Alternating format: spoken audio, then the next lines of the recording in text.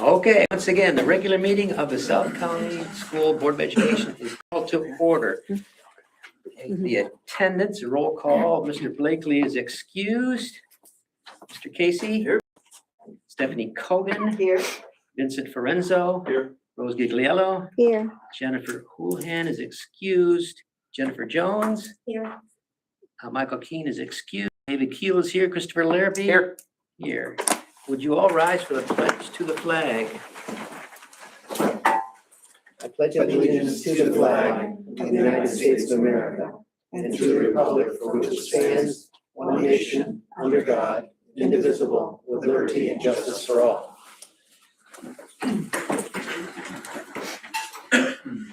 First order of business is the approval of minutes of the organizational meeting of July 7th and the regular meeting of July 7th. Could I have a motion, please? Motion by Mrs. Gigliello and a second by Mrs. Cogan. Let's look and think about that for a moment. Is there any changes, additions, subtractions, changes? Hearing none, I will say then if the motion was made to accept the minutes of the reorganizational meeting of July 7th and the regular meeting of July 7th, all in favor? Aye. Opposed? Passes. We are 7. 6. Right? 6, that's Six. right, 6-0. Forgot to say that was Ms. Gigliello who made the motion and Mrs. Cogan who seconded it. Now let's go to new business. Anybody have anything to say? Superintendent update. What? Number 4. Oh, I can. I'm sorry, Dr. Perry, superintendent update. I have a brief update, so I'll keep it brief, but good evening, everyone. Happy summer to you. Thank you all for taking the time out to join us in person, certainly, and virtually. Just wanted to give an update. Our summer school programs are entering their 5th week, so our K4 Summer Academy completed their 16-day session last Thursday. Our summer school program for 512 is going on through the 20th of August, so they've got a few more weeks, and our ESY program will be going on through the end of that week as well. So happy to report programs are running well. Kids are really having a good time, working hard. We did last week have the disruption with the weather-related flooding, but we worked through that, and thank for our families and our students for their flexibility. Related to that, we did put out a survey to area residents if anyone is impacted by the flooding and needs some support. We ask that you contact either your child building principal or fill out our Google form. We're planning to do a collection of items that are needed. I think one of the most common ones are cleaning supplies, what we're hearing. But we're going to work some of the area firehouses in our freshman orientation program coming up to help support our families. So if people are in need, please reach out. And our construction going on throughout the buildings at Veeder and Leishakill, Sand Creek, I'm happy to report are going on as expected at this point in time. Veeder's making good progress. If you've been in that area, the sidewalk and site work is what is most visible right now. Library, interior classrooms, and lighting is going up this week. Sand Creek's auditorium has been gutted. They've done the abatement over there, and they're continuing to work on plans in the locker rooms and bathrooms. And then over at Leishakill, they're finishing up some of the odds and ends on the locker rooms and things like that. We got our fitness center back. So we're in good shape in terms of construction. Some of the anticipated long-term items, one of the things that you may hear, phenolic panels tend to be a name of things, but basically these wall panels that we're going to be covering over some of the wood paneling at Leishakill as an example. They're coming from 2 different countries. They're sourced from South America up to Canada and then back to Colony, New York. So you can imagine planes, trains, and automobiles, it's taking a while to get them. We anticipate those going in sometime mid-September. So that's about the only thing that's delayed, but won't have an impact on us opening school. Very good. Thank you, sir. Thank you. Any questions for Dr. Perry? All right, now we'll go to new business. And if anybody would like to, yes, sir, I thought maybe Mr. Forenzo would like to tell I us have a few something. things that I'm gonna report out on. iCare is happy to announce that our charity of the year is going to be Mission for Marcus. It is a charity founded by Mark and Teresa Kaplan in honor of their late son, Marcus Kaplan. And their main goal is to stop down the stigma regarding substance abuse and mental health disease for teenagers and young adults. And the story behind the charity is Marcus was a recovering addict and he relapsed from his addiction. He overdosed on drug laced with fentanyl. And their main goal is to stop the spread of drug abuse and to have people seek help, especially young adults and teenagers. So that's going to be our charity of the year, and that's who we're going to mainly be working with iCare. And we're looking forward to having them at all of our events, and they're going to be speaking at our opening assembly. Next, iCare just received a $5,000 donation from Community Bank, which was just built on Wolf Road. And it was myself, Ms. McCarthy, and Dr. Perry, and Dana Lingstedt. We all went to their ribbon cutting yesterday evening. And it was a great experience, and they were so welcoming and generous with their time. And all that money will be going directly towards Kind Human nominations, T-shirts, and iCare expenses, and Pay It Forward Fridays, and then eventually Pack Fest at the end of the year. The Freshman Day of Service is going to be on September 4th. The week of freshman orientation has changed. It was originally going to be in August. Now it's going to be the week of August 31st through September 2nd. And then the Freshman Day of Service is going to be on that Friday the 4th. And lastly, I want to recognize Olivia Hoffman, who just was recognized as Capital District Sportswoman of the Year. I've known Olivia since we were in elementary school, and she is not only one of the most athletic people playing tennis, basketball, and flag football, but she's also one of the smartest people I've ever met.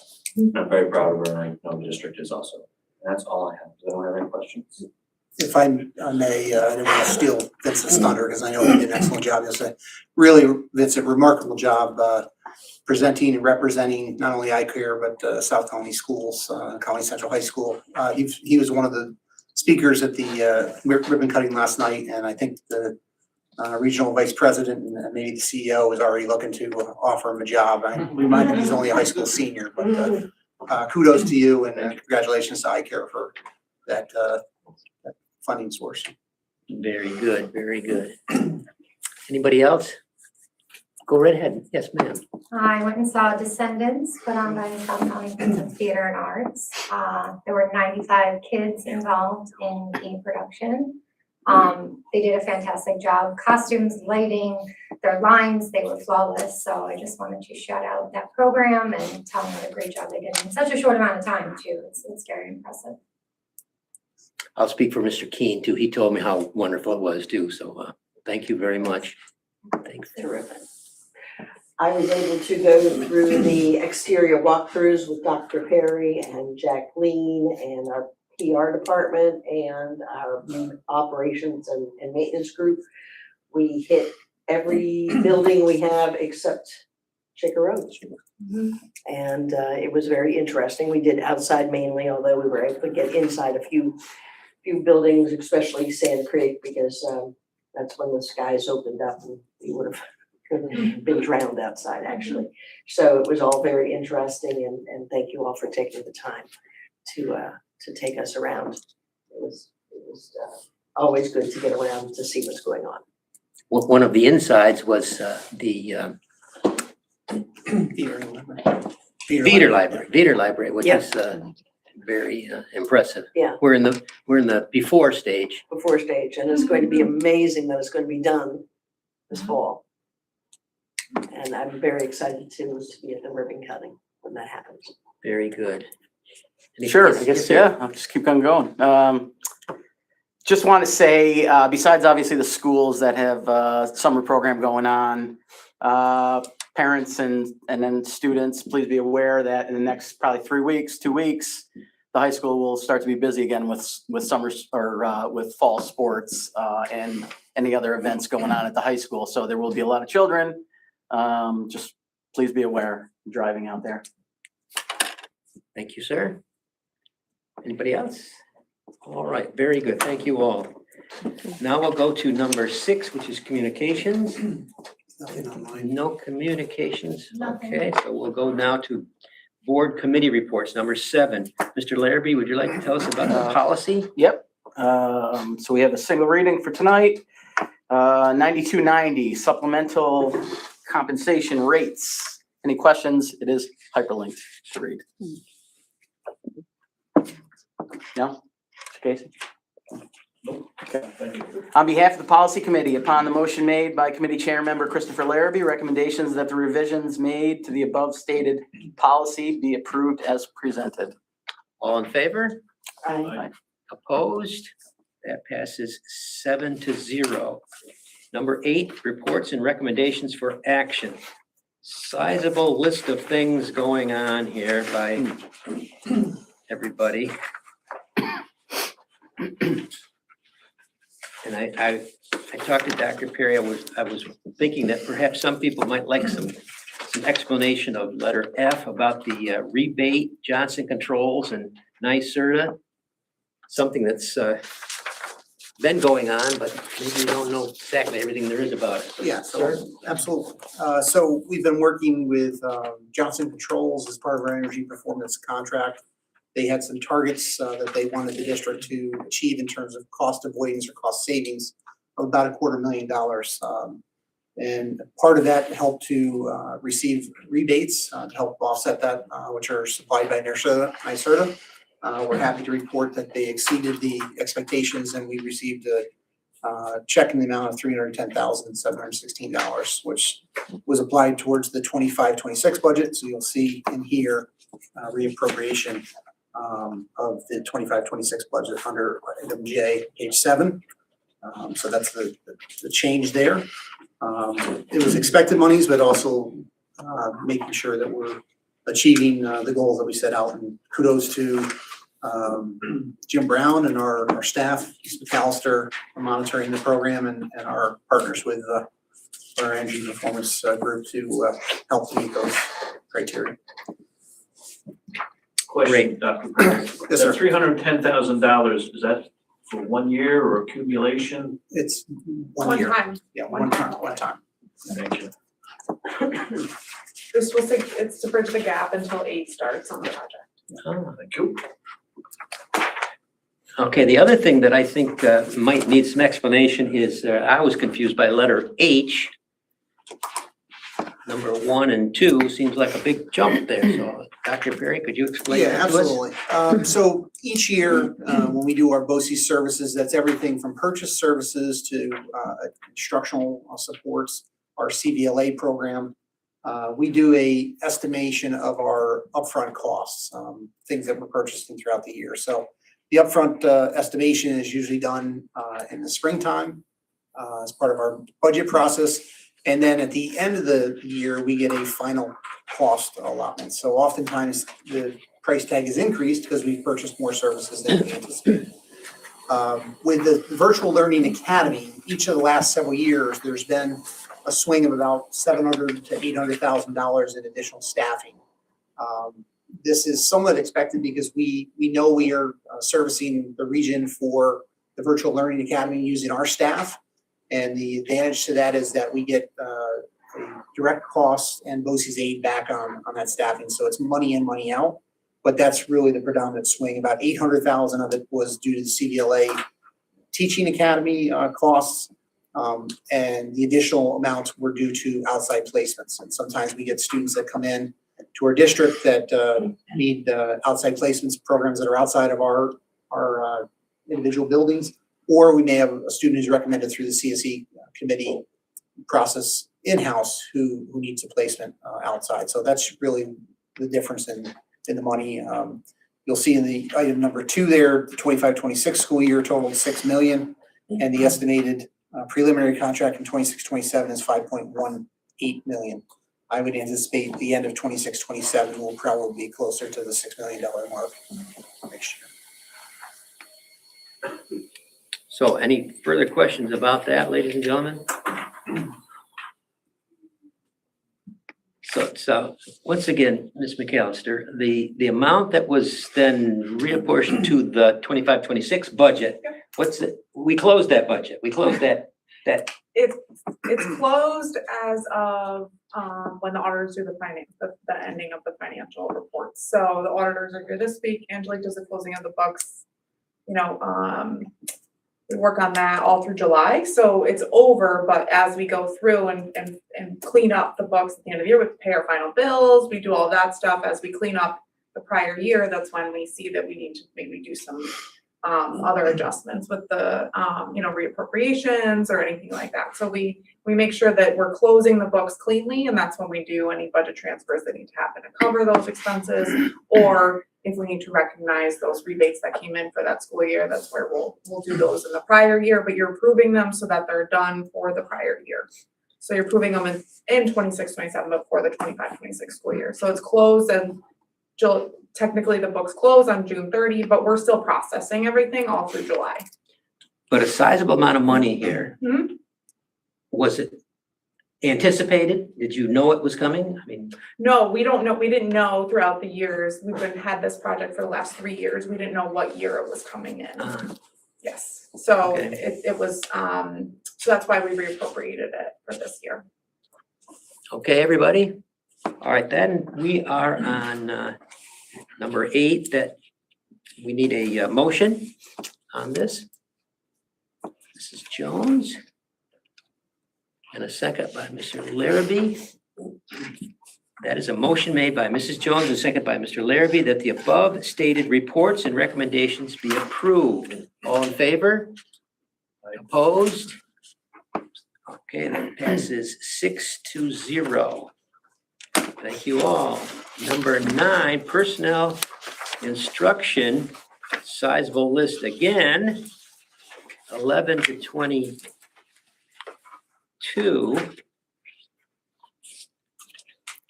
I'm just impressed with the size of all the clubs and activities that are available to our students. But I did want to know about, Glacier Hill is here, but Sand Creek isn't. Is that?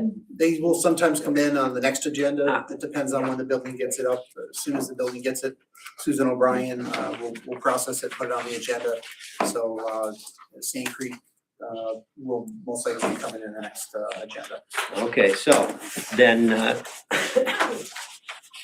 Mr. Ravaletti, would you like to talk to us about anything on the, Just a few things to clear up. The first portion under A, those are not all new positions. We're not adding all those new positions. Those are annual temporary positions that roll over, those part-time phys eds that you just can't be in 5 different buildings at the same time when phys ed is being offered. So we break those out each year. Mr. Romer sent those in. The technology teachers, there's not a windfall of technology teachers. That didn't happen.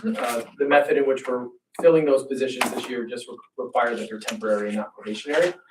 And the music teacher position is a 0.9 that's moving to a 1.0. It's a person who is already working here, just we need more of their time.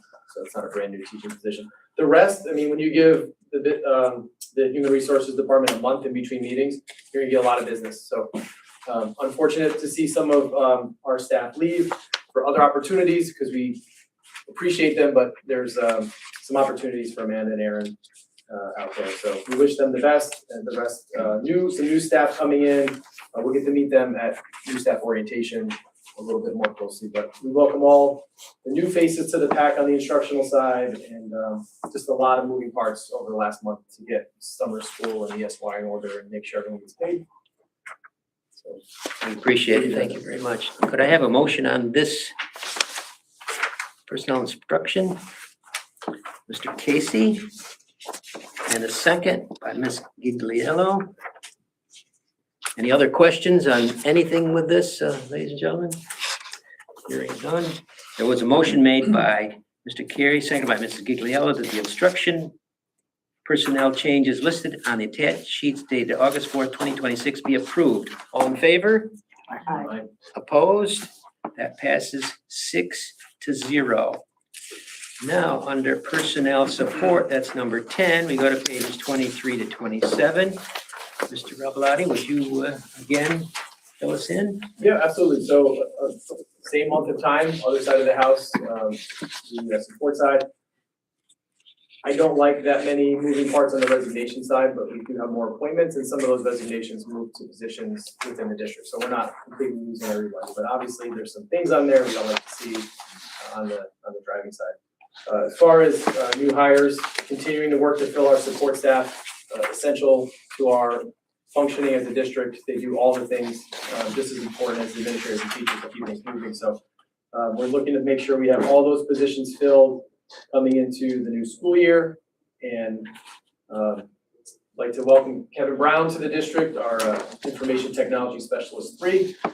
He did make his way around, I think, and introduce himself. So we welcome Kevin to the district. I believe you're starting tomorrow.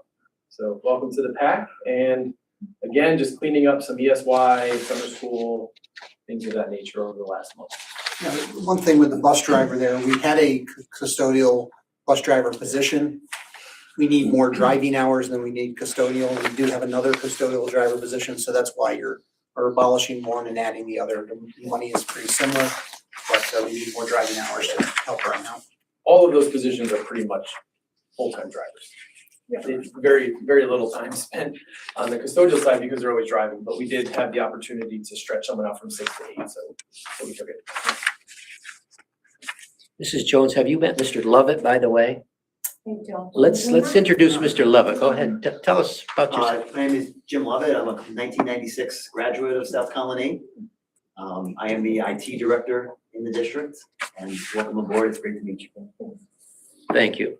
Thank you very much. Now I gotta find the right page here. Peter, while you're looking, I have a question for Mr. Ramalati. Oh, I was waiting for a question. That's right. I'm good for at least one. How do we look as far as staffing for the upcoming year, both in instruction and in drivers? I think we're pretty solid, to be honest with you. I mean, the driving situation is never comfortable.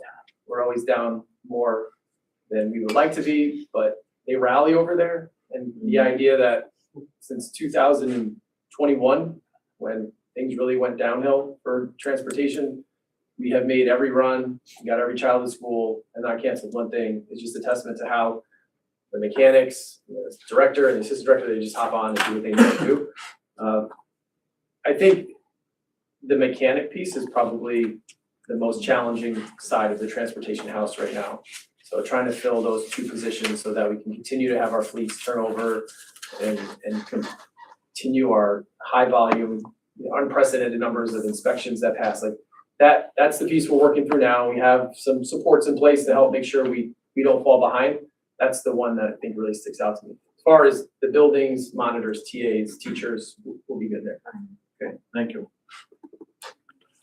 Any other questions, anybody, about this, the personnel dash support? Then I would like a motion. Mrs. Gigliello. And a second, Mrs. Cogan.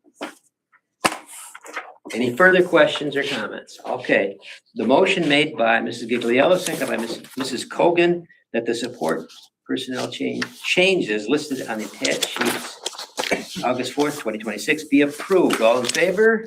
Aye. Opposed? That passes 6-0. Thank you. Now we're on to number 11, which is a resolution reserve transfer for the 25-26 school year. Yes, sir. Sure, as we ended our school year, we did some transfer into reserve accounts. As they closed the books June 30th, they're making a recommendation to fund the employee benefits liability reserve with $360,000 from the unassigned fund balance. This helps to offset costs due to retirements, any kind of termination, mainly due to retirement payoffs for sick leave time. This helps to offset those costs so it doesn't impact our student programming. All right, I need a motion. Mrs. Gigliello. And a second by Mrs. Jones. Any further questions or comments, anybody? All right. The motion made by Mrs. Gigliello, second by Mrs. Jones, that the foregoing resolution be adopted. All in favor? Opposed? That passes 6-0. On we go to number 12, another resolution. Very similar, this is a workers' compensation reserve. It's a smaller amount due to, it's designed to offset anticipated workers' comp. We do have monies already in the workers' comp fund, but this will help to offset any potential claims for injuries from workers' compensation claims. Could I have a motion, please? Mr. Larrabee? And a second by Mrs. Cogan. Any further questions or comments, anybody? All right, the motion was made by Mr. Larrabee and seconded by Mrs. Cogan that the foregoing resolution be adopted. All in favor? Aye. Opposed? Passes 6-0. 13 is future meetings. Anybody have a comment or question about any of that? So August 20th is the next That's a facilities trans facility meeting, where yeah. I know Mr. Casey. I will not be here. And there's a Board of Education meeting on August 25th is another short. Correct. August 20th, unfortunately, I'll be out of town Okay, not unfortunately though, I understand. on the beach. Right, all I'll right. tell you where you'll become look for me. Now then, executive session. Does anybody think that we should adjourn to an executive session? I do have a question, Mr. Keel, before we take that vote. A number of months ago, Mr. Barrett was in and mentioned about math scores, and we talked about reading the question and answering the math scores. Have we got any feedback on that, how that went? Because I know he was trying to, I don't want to play the show game here, but some Monty Hall making a deal, getting kids more reading skills Yeah, I to think pass the tests. one of the things that Greg was working on with our building principals in terms of the data analysis and also with Mr. Ketchdarian is recognizing that our kids right now are outperforming in mathematics on the 3/8 state assessments compared to the ELA. And our math scores would improve if our reading scores are improving. They kind of go hand in hand. So we are working on that, trying to make sure we can build up our reading skills at the same time, enhance the math skills. That's part of what Summer Academy is about, to make sure we're maintaining those skills of the students and we don't have a summer creep back. We're gonna have some more of that information as part of our academic achievement meetings come up in the fall. But Mr. Barrett has been working throughout June and July, meeting with all the elementary principals and middle school principals, going over their end of the year data as it comes in. Right now, the 3/8 assessment data is embargoed until sometime around mid-August. So we have access to it. We just can't send information out publicly, but by September, we should be able to release that publicly. But your assessment looks pretty good. We've got room for improvement, no doubt about it. Getting Everything's better. Yeah, I think our kids are working hard. Our staff certainly are. We've got pockets of cohort classes that struggle a little bit. So as you see them go through from 3rd to 4th to 5th to 6th, you kind of see how they're doing. We tend to pick up a little bit when kids hit 7th and 8th grade in the area of mathematics. We have content area teachers teaching math at that time, and their scores by the time they 8th grade are on average with the region, if not above. Where we're seeing the dip is in the reverse. We're seeing some stronger students in 4th grade, and then we're seeing a dip in 5th and 6th grade on the ELA side. So this is judges working with that. I think part of that is identifying where those gaps are and providing the curricular resources to help identify that. Excellent. Thank you. Yeah, we're using, just to add to that, we're using Linkit as a new data warehouse. So that gives us an awful lot of data points so we can start to understand, and within that, use some of our leverage that we have with AI to look at the data itself and then scrutinize the data when we pull it out, either by grade level or by building or however we want to do it, to see what the deficiencies are. And then with the new implementation of Arts and Letters, with the growing Hagerty and Foundation's commitment to it, we are building at a good trajectory toward making improvements. Probably not going to see them on the state test results right now. We're going to see probably a little tick up. I think in the next 2 years, we're going to see larger gains and improvements as the plan continues to strategically roll itself out. We get greater buy-in, greater support, greater training, and then everyone's going to be headed in, I think, a better direction as far as the instruction they provide and then the feedback that we get from the kids and how we analyze that to improve our So that instruction. should help with that 7th, 8th dip. as those fourth and fifth, sixth move up? That's our hope, and that's the plan. In fifth and sixth grade specifically, we are providing more ELA and instructional time and math instructional time. You get to seventh and eighth grade, you're now in a 40-minute time period. So for ELA specifically, that's why you see a little bit of a dip. You go from sixth grade, 60 minutes, to seventh grade with 40 minutes. But for those students that are struggling, we do have reading interventions and things like that. So we've got to continue to work on that. Thank you. Any other questions? I happen to think of one back to the calendar. I understand there is a student who's going to graduate this. We're working on a date for that, and I'll share that with the board. We weren't certain if, hopefully the student will achieve the graduation requirements. We just weren't sure if they wanted to participate. So Ms. Luce was communicating with the family. As they get a little bit closer, we'll be able to solidify that date. But it's sometime in that week of the 18th through the 20th week. If that doesn't work out, we may offer them to come up on the evening of the 25th and do it if the evening looks out better.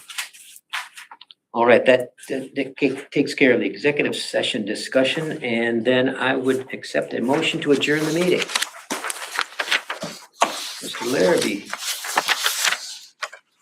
And a second from Mr. Casey. That is a motion made by Mr. Larrabee, seconded by Mr. Casey, that the regular meeting be adjourned. All in favor? Aye. Aye. Opposed?